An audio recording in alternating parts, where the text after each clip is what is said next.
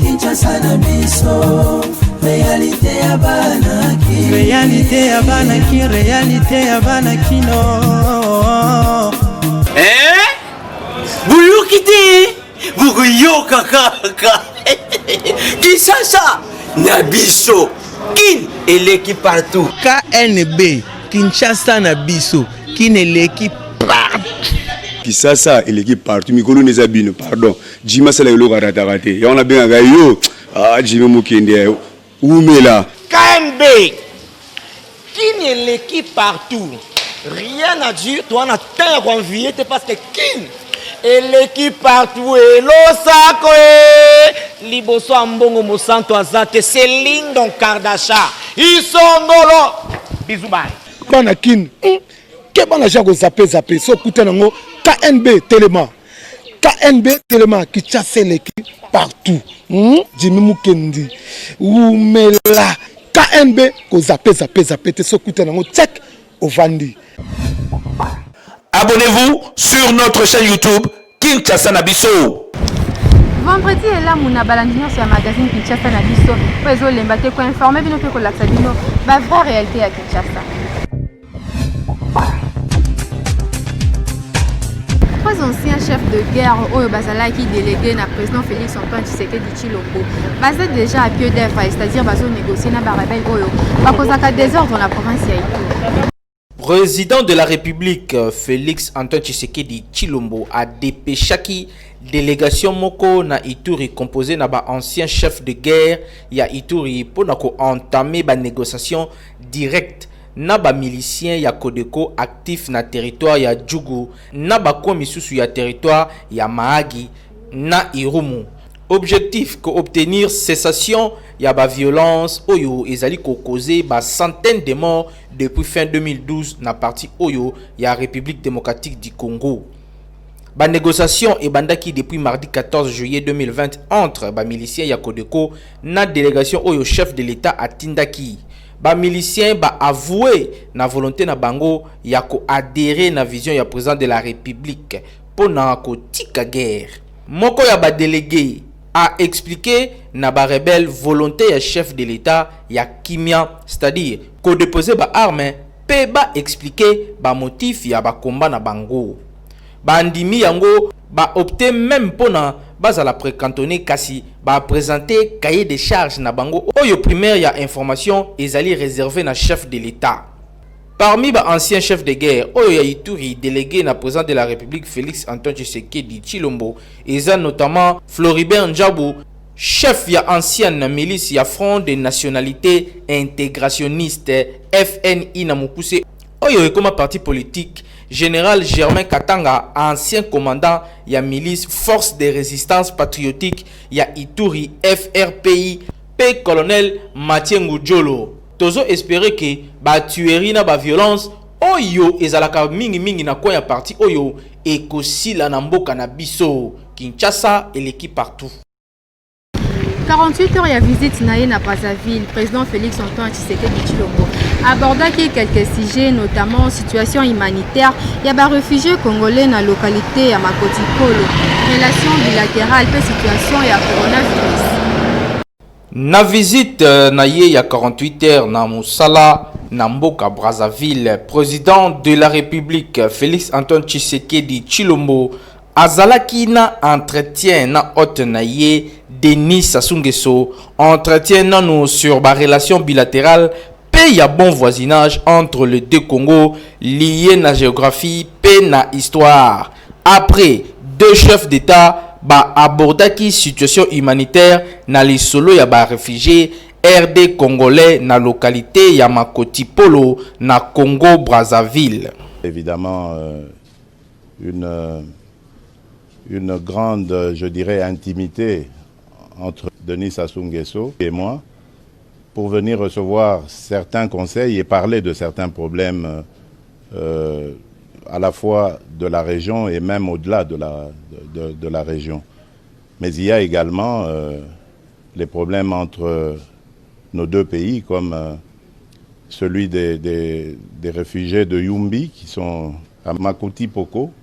Pandémie ya coronavirus ezalaki pe na masolo na bango. Actualité na République démocratique du Congo vike ezali dominé na mwa mobulu surtout na coalition FCC Cash. Président Félix Tshisekedi a reconnaître que cohabitation souvent et botaka makambo ya lolenge boye.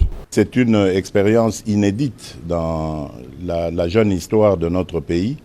C'est d'abord la première alternance pacifique que nous avons.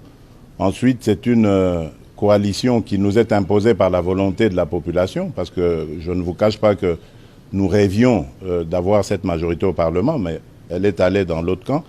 Nous sommes donc convenus de coaliser. On ne pouvait que tomber dans ce genre de petits incidents. L'essentiel est de regarder d'abord les intérêts du pays, et je crois que les uns et les autres sont conscients de cette prise en compte des intérêts du pays, j'entends, et donc nous allons finir par trouver des solutions. Ce que je peux vous assurer en tout cas, c'est que nous n'allons pas vers une rupture de la coalition, ça c'est certain. D'ailleurs, en ce moment, il y a des délégués des deux camps qui se voient, qui discutent pour essayer de déblayer le chemin et de voir de nouveau les conditions de pouvoir regarder dans la même direction. De regarder d'abord les intérêts du pays, et je crois que les uns et les autres sont conscients de cette prise en compte des intérêts du pays, j'entends, et donc nous allons finir par trouver des solutions. Ce que je peux vous assurer en tout cas, c'est que nous n'allons pas vers une rupture de la coalition, ça c'est certain. Mais évidemment, d'ailleurs en ce moment, il y a des délégués des deux camps qui se voient, qui discutent pour essayer de déblayer le chemin et de voir de nouveau les conditions de pouvoir regarder dans la même direction. Mais ça ne doit pas vous déranger cela, parce que c'est tout à fait inhérent à une jeune démocratie, à une première expérience politique. C'est la première fois, je vous le dis, que nous vivons une telle situation dans ce pays-là. Donc ça ne pouvait pas se passer parfaitement. Même dans les vieilles démocraties, les coalitions ont toujours posé des problèmes. Député national Jean-Pierre Liaou a déposé qu'il lobby jeudi na bureau et assemblée nationale proposition et loi pour mettre fin à l'état d'urgence sanitaire proclamé le 24 mars na chef de l'État.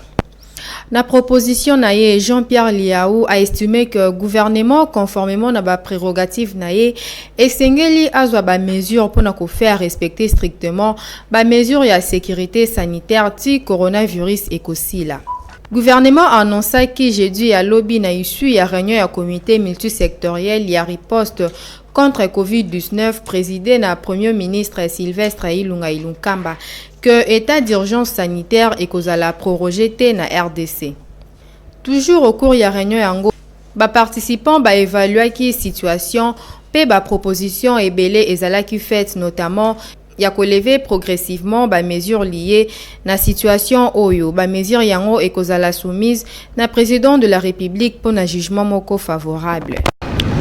Après réunion où qui présidé na premier ministre Sylvestre Ilunga sur fin à état d'urgence et Sikawapi, quelques membres du gouvernement na ba membres du comité à riposte na ba kondi à ville à Kinshasa ba participa qui tour à tour ministre de la communication et médias David Jolino Makelele na gouverneur ya ville Jean-Tilingo Bilambaka ba clarifier qui opinion sur la cité abordée dans la réunion.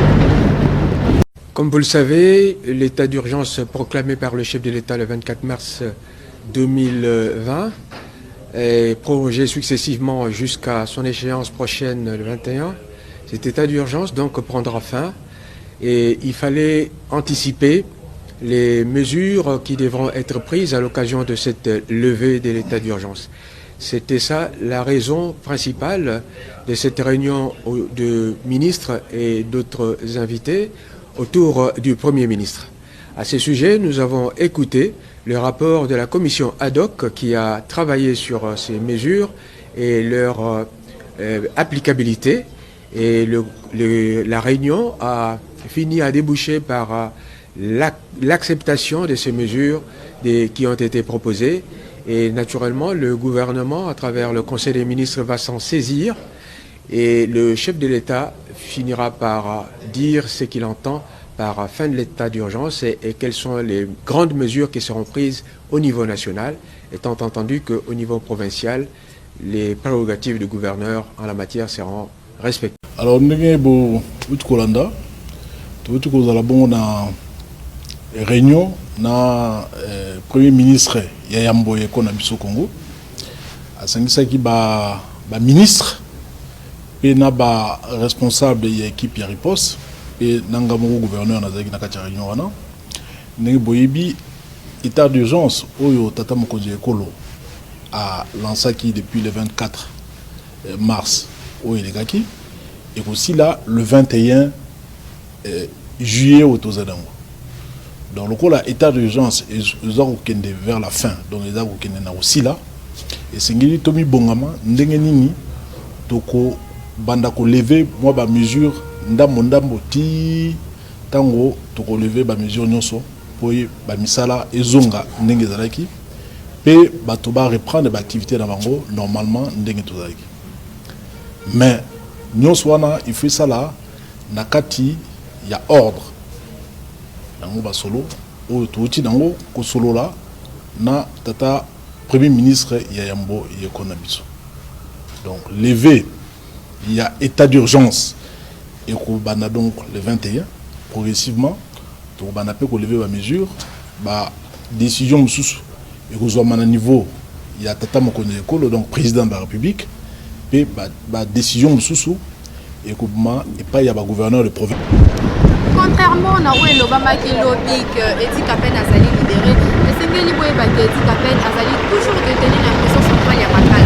Détail dans le commentaire Yanathan. 5 anciens condamnés, il y a procès, il y a assassinat, il y a ex-président de la République démocratique du Congo, Laurent Désiré Kabila, va recouvrir liberté na bango jeudi 16 juillet 2020 au Yona Pokwa. Après près de 20 ans, il y a emprisonnement, Ezali Jean-Claude Kamwanga, Jean-Jacques Kapia, Maurice Kolokota, Meshak Luunga, na Kotodour. Bango nyonso bako accusé ya ex-colonel Edi Kapen, ancien aide-yakan, ya président assassiné. Ba 5 ex-détenus ya prison centrale ya Makala ba bénéficier na grâce présidentielle signée na président de la République Félix Antoine Tshisekedi Tshilombo le 30 juin Eleki. Parmi ba condamnés à procès, Laurent Désiré Kabila Misusu ba peine pendant 20 ans. Lokola Kapend azana peine à perpétuité. Selon vice-ministre de la justice, Bakanyonso Oyo, Lokola ya Edi Kapend, ba bénéficiaire ya pardon présidentiel collectif Ezali actuellement sous examen. Edi Kapend condamné pour l'assassinat de Laurent Désiré Kabila. Azali libéré T. Contrairement à la rumeur Oyo, Ezali répondit jeudi 16 juillet dans soirée surtout dans les réseaux sociaux et c'est que baki ex-aide yakan il y a ancien président de la République azo continuer ko purger peine na ye na prison ya Makala selon ba source présente na site carcéral ya Kinshasa.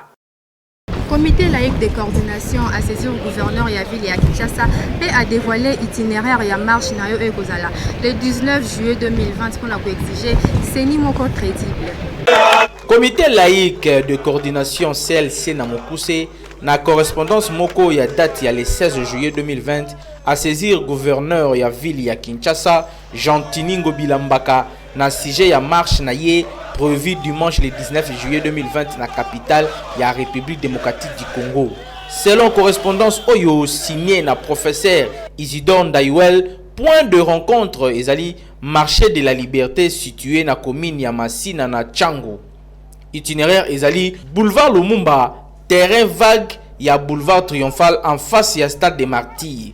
Na kondimela Isidore Ndayuel, marche oyo ezana objectif ya ko exiger mise en place ya comité électoral national indépendante véritablement crédible pe retrait ya ba proposition ya loi de caporalisation ya magistrature. Isidore Ndayuel a commelaki gouverneur qui a instruit ba force de l'ordre pour naba encadrer na ko sécuriser marche citoyenne oyo ezali ko s'inscrire na cadre ya exercice normal ya ba droit pe liberté fondamentale oyo ezali garanti na constitution ya république. Ndayuel a rassuré gouverneur que comité laïque de coordination a zui ba disposition nyonso na oyo etali respect ya ba mesures barrières liées na pandémie ya COVID-19 pour un bon déroulement ya marche na ye. Coalition Lamuka Pe a exhorté population na ko participer massivement na marche ya CLC pe ba mouvement citoyen nyonso. Pour un rappel, deux précédentes marches Oyo et Ezalaki organisées na Kinshasa na UDPS na coalition Lamuka et Ezalaki autorisé T na gouverneur Jean-Tini Ngobila Mbaka. Les combattants vont réagir par rapport à Makambo Ezole kana ministère de la Santé. Reportage à Héritier Loukoji.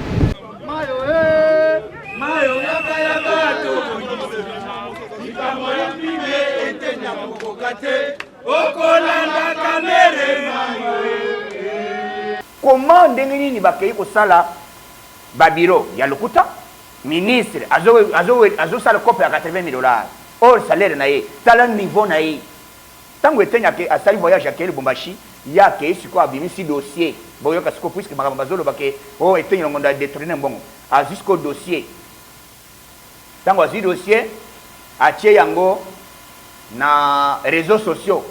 Oh, on a détourné l'argent par le ministre Etienne Ilengon. C'est faux et archi faux. C'est pour cela que justice à Kata. Donc, Makambezo Sam, le ministère de la Santé, ils ont dit même que bato FCC bazolinga te que ndenge tozali na niveau tozali lelo monde entier zali ko faire confiance monde zali ko zela changement bango bazolinga banui image ya IDPS banui plan ya Fati Beton. Yango tozo mettre en garde na dossier wana. To yebise que te biso peuple aussi toza déjà au courant, tozali déjà l'information et tenye to vivant na ye azalaki chargé à finance na IDPS.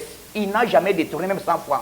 Vérité déjà bimi et ça que eteni abi vérité que basala ba liste na batu oyo ba ka musala. Tiko tala je Albert Petit a 15 on ba ndeko na ye na Goma kuna. Azino non na baste bango ate wana. Nde omon eteni alobi ke ngai avant futa mbongo fo boyela nga liste oyo ezali ya bien mabete yaka na facture après son mbongo musala sala yaka na facture osoma biloko po tosala calcul nango toyeba pe soki ya lokuta obe ya solo moto azali na facture te siko banzo mbongo apesa bato wana ezalaka te akopesa yango acompte mpo asoma baproduit oui mais mpona kototalize yango yelenga bafacture mpo eservir mpe ngai baye kocontrole nga lobi ngai naza na facture te explication ezali osala rapport ndenge nini so moto alobi bongo akomi moto mabe na Congo donc bato nyonso azaka miyibi soki moto aza ya vérité aye mabe moto nyonso asalaka boye aspécule ke o mpo aza moto boye te likambo te soki asali mabe eki asali tosali contrôle audit bamoniki eza te bakanga ye bakokanga.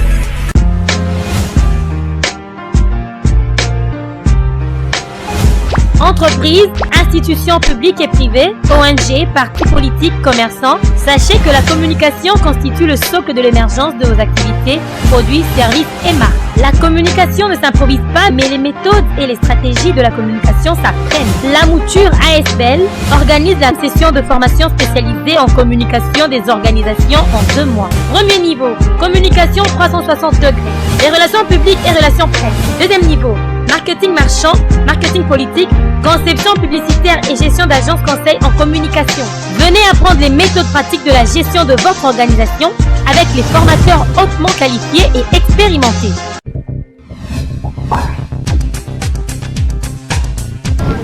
Papa, ceux qui ont remarqué que petit frère Nayo, Aso Bimana, moi si Nayo, réaction Nayo Kozalani, reportage à Hervé Zaka. Na ba couple mususu soki olandeli bien okomona leki ya mobali oyo babokolaka na ndaku akoma kobima na mwasi ya yaya na ye ayebaka te. Sujet oyo etaki population mulunge boyoka bango ndenge ba réagir. Ah, wana bominga ya. Bona ngavima mwasi onga na bala so na petit frère na ngai. Komema mwasi na to. Mwasi mtasema mbe parce que bana leki na ngai. Elonga wasala izaki mwasi tangana ona ngana bala akelibanda abenga nae et puis leki nanga soki vanga ndako nanga singa vanda ka azonga na famille masala ka bon c'est tout comme conseil on appelle ça bandiko ya basinga mbali o basama makambo wana batika eza bien te parce que wana ota grand frère na yo na libulu donc o ça neza mabe mingi même yepe moi si soki o sa makambo na o manal na petit frère ya mbali na yo eza mabe makasi mingi toko tika réaction nanga d'abord ça que ça mingi faute ya basi funa basi suivant sika fandi na petit frère na ndako donc façon efandeli façon tanto elateli yango ya tiraka masolo mso buzoba wende kota na masolo na buzoba yango mona ke bango de bakomi lokola mwasi mbali mwasi pa ko céder en bref ya kande basi ne mtu akria ka biloko wana petit frère pa banda akozana ko banga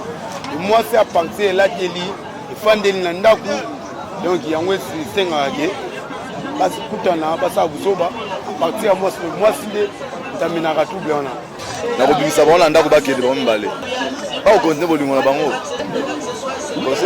aza mobulu aza procédé naki ndumbaki aza molimaki ndumbaki po moto aza molimaki ndumbaki akosala makambo wana te bango tu mibale bakendeka baza na milimo mabe bango pote malai na ata ndako na ngai yo petit frère na ngai soki olandi mwasi na ngai seke olandi mwasi na ngai te oza koluka nde ngai peut-être ozoluka ngai na baproblème moko bo ozoluka oboma ngai ozoluka osala eloko mwa mabe epa na ngai en tout cas epa na ngai nakoki kosepela na eloko wana te nakosepela nango te et puis mwasi soki petit frère na ngai par exemple aye kolanda yo bongo yo il faut ozala mutu oyo ozala mutu oyo vraiment oza na bolinga mobali na yo et puis ozala mutu oyo soki likambo bongo eyeli mbala moko ozala la première ya kokende kofunda ozala la première ya koreunir famille po basangana po batala likambo wana po soki yo mpe otiki yango kaka ndenge wana eza lokola oza mwasi ya mabe eza lokola oza mwasi oyo olingi mobali na yo te eza lokola oza mwasi ya ndumba en tout cas mpo na nga vraiment eza mabe makasi nakosepela na eloko wana ata moke te nakosepela yango ata moke te parce que eza lokola yo ndeko na yango oza envoûté ou bien batindi yo na likambo moko boye oyo akosala ngai pour directement mwasi aza eteni na ngai bible elobi ke 1 plus 1 égale 1 na bolingo na libala do lokola déjà mwasi na ngai tobalani na ye aza mwasi na ngai na ndako ngai na ye tokomi mutu moko du yo leki na ngai okoki koanvie mwasi na ngai te ou bien ngai yaya mpe nakoki koanvie mwasi na yo te ata aza kitoko ndenge nini nakoki kosala yango te en tout cas epa na ngai vraiment nakosepela na eloko wana te eza mabe et puis eza neti mwa envoûtement moko boye oleki oza envoûté po peut-être na likambo mobo osala ya na yo mabe ndeko oyo bazala na bamakambo wana en tout cas batika yango eza bien te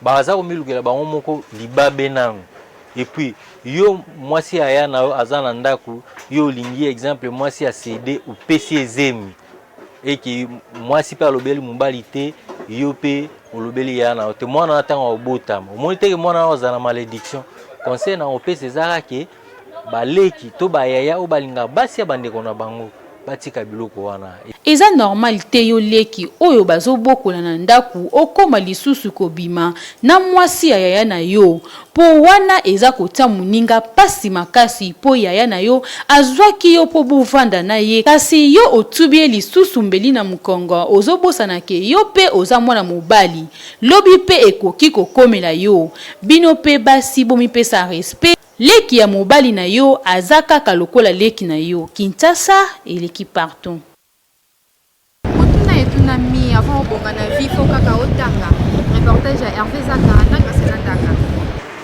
bato misusu balobaka ke po gagner na vie to po koma mutu ya malonga un jour il faut tanga nanu classe nde okobonga pe okokoma mutu munene totunaki quelque kinois sur likambo yango boyo kabango ndenge balobi na vie soki olingo réussir premièrement eza plan ya nzambe de deux eza effort ya mutu mais koloba ke pour réussir il faut ka otanga moi je suis contre puisque tomoni kaka bato mosusu atangi te mais à réussir na vie azolia bien azotambola bien ana bamituka mais quand je dis ça ce n'est pas dire que na décourager bato baboya kotanga te kotanga eza très important pour la vie et pour la société ya mutu ou bien ndenge toza awa na mokili faut ozala na mwa notion na vie hein faut dans la bonne notion la vie donc faut autant attaque quand même classe au soit diplôme à pam et ko aider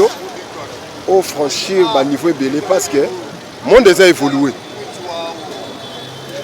na siècle autre zali ba mona oza illettré soni makasi pourquoi comme ma place mo balobi bon ba pesi yo ba document bonsoir remplir biso ba document maintenant yo za limité on montre que comme un peu limité sur tous les plans il faut autant la classe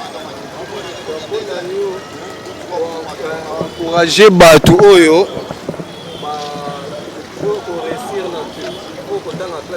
ko réussir na vie ezo dépendre na classe te ezo dépendre premièrement na ipa nzambe ezana ba ebele oyo batanga te mais au jour d'aujourd'hui bazoko se retrouver kaka na ba business atanga te peut-être azalaka pe kuluna bandi musala moko boye atiki kuluna lelo aganya vie afandisa pe mwa solo entre autres ezana bato lelo o batanga ebele te baza na gouvernement mais bazoko se retrouver mais ba jeune ya lelo o batangi ba licencié bazo chômer pas nécessairement autant pour ngai réponse nangi ezana non pas nécessairement ezana bato pe baganya ba vie pour batanga pe ba classe te eza pe na bato baganya vie parce que batanga classe na repese exemple nanga moko ngai naza gradué na sciences et techniques pétrolières précisément na forage et production de pétrole banda 2012 si lelo toza na 2020 donc ça peut ba demande partout en tout cas jusque là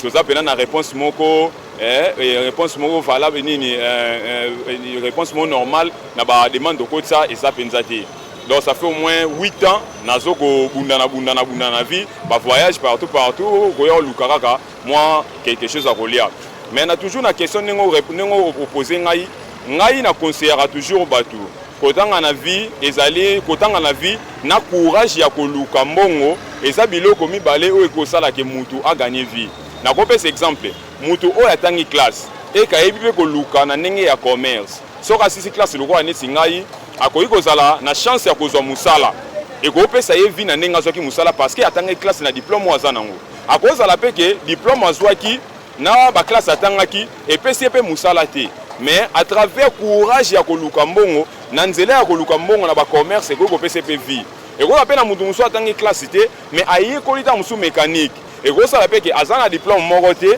mais à travers musala o azali ko sala wana epesi makoki ya kozwa vie c'est pourquoi on a conseillé baleki nanga toujours que il faut kotanga nanu classe et ça malamu kotanga classe mais kozala pe courage koluka mbongo parce que soko sisi classe okoki kozwa vie ta musuka na classe otangaki tout comme mpo kozwa vie na classe otangaki te mais na bafaire ozosala koganye na vie eza nango te ke il faut nanu otanga classe po mingi tomona bango lelo babengama bapatron kasi soki olandeli vie privée na ye bien okomona ke asala na ye ata étude moko te to ayende kotanga classe après tangu a gagné vie donc bakinoa bolongola makanisi wana botikala nango ke po mutu a gagné na vie il faut nanu atanga classe po tangu nzambe apambolaka mutu atalaka niveau d'étude te atalaka nde courage pe détermination ya mutu. Kinshasa et l'équipe partout.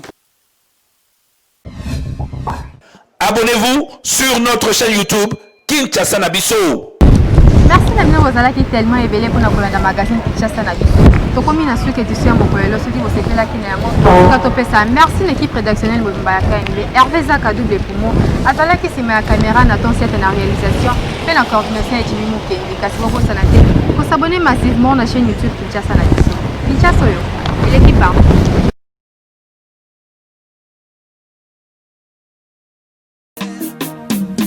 Magazine